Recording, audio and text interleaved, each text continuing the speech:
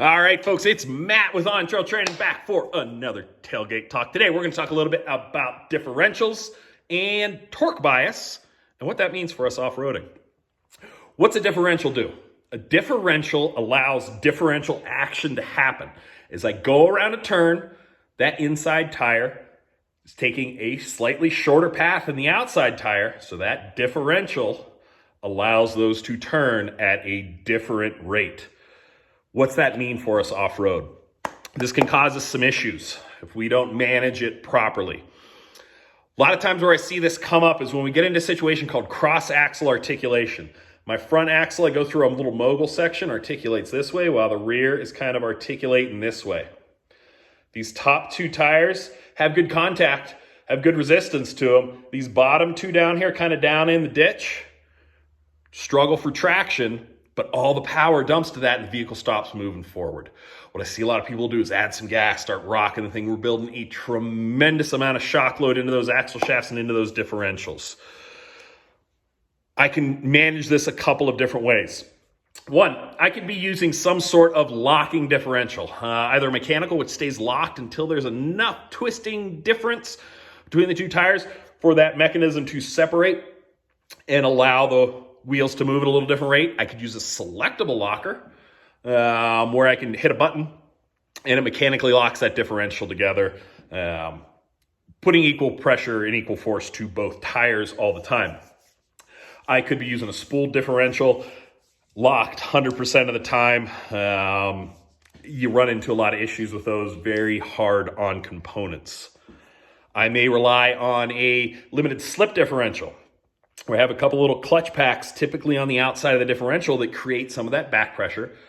So when one tire wants to take all the power and spin, the other, it's still got some resistance and equalizes what we call the torque bias. What happens inside the differential, I like these little Legos that demonstrate this. You can see as I have even pressure, squeezing on both those axle shafts, both fingers, both are turning.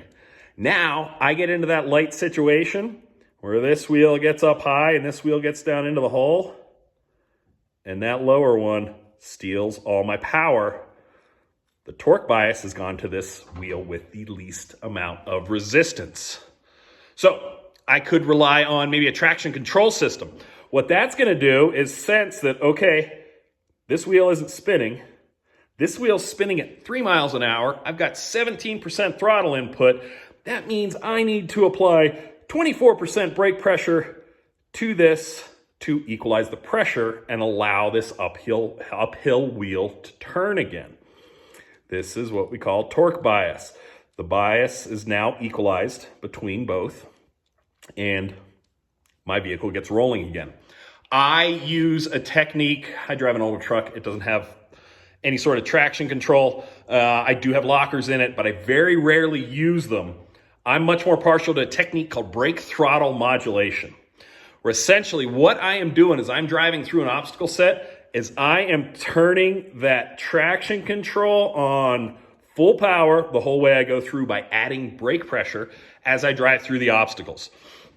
I'll keep a steady brake pressure as I go through, add a little bit of throttle and kind of find that balance between the throttle and the brakes to keep me moving through the obstacles. Now, as one tire gets light and gets into that lower traction situation, so I'm cross-axling, maybe I get into a little softer material, it's already got that back pressure built up from the brakes. And I maintain that nice steady pressure. Differential doesn't care if that resistance is coming from the ground or if it's coming from the brakes. If it's got that fairly even pressure, it's going to keep both wheels turning the whole time. Advantage that gives me, I still have differential action happening. My inside wheel can still move at a different rate than my outside wheel. Now I don't break grip as I'm going through some of this stuff. If I get a locker on and I'm on a side hill, all of my weight's on this downhill tire, especially in snow, loose traction situation. Now as I go to make that little downhill turn, this is what's holding my vehicle in place. I'm locked. That has to break loose. Back end slides down into the ditch. If I'm locked in the front end slides down in the ditch. I got all four locked. Vehicle slides sideways into ditch. Now maybe I catch a little root or a rock and I got a potential I can flop my vehicle on its side. I really like brake throttle modulation. It is not a technique you're going to pick up in a day. We spend a lot of time on this in the driving skills class. This is probably a good hour, hour and a half. Talking to you about it, getting you out, letting you feel it. It's going to take you some time to really build that feel and that balance between using those two pedals. I see maybe 2% of off-roaders using this technique. To me, this is the whole key to driving off-road. Start practicing it. Come to some of the driving skills class. We'll talk a whole lot more about it. Very good technique. I like using it a lot. Got any questions? Pop them down in the comments. Again, if you got any ideas for any upcoming ones, I got a couple I'm working on right now. Put them in the comments. We'll put something together, and I will see you folks soon. Thanks.